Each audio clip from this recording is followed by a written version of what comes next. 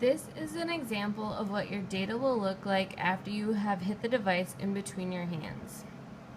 If you look at the velocity versus time plot in the middle, what you can see is that the velocity of the device is going from a fairly constant positive value to a fairly constant negative value.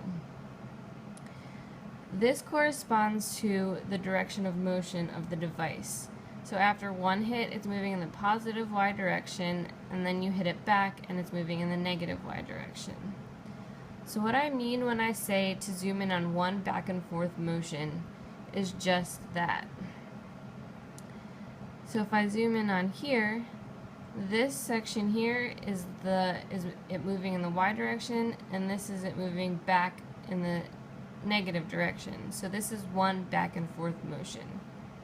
Once you have zoomed in on your plot, what I suggest is that you also zoom in the vertical direction so that you can clearly see the shape of the plots. Once you have that, you can then go into analysis.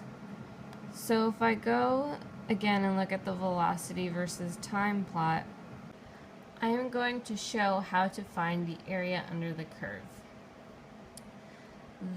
You want to be aware of where the 0 mark is on your y-axis, because if I highlight the wrong section, what you'll see is that the highlighted section will reflect over that 0 mark. So on the left hand side here, I see that the highlighted section is above the y=0 mark, but here on the right hand side, my highlighted section is below. So you want to make sure you're getting all of the area under the curve before it crosses the 0 mark. So that's about right there. So you're just going to have to play around with it a little bit and do your best to highlight the proper section.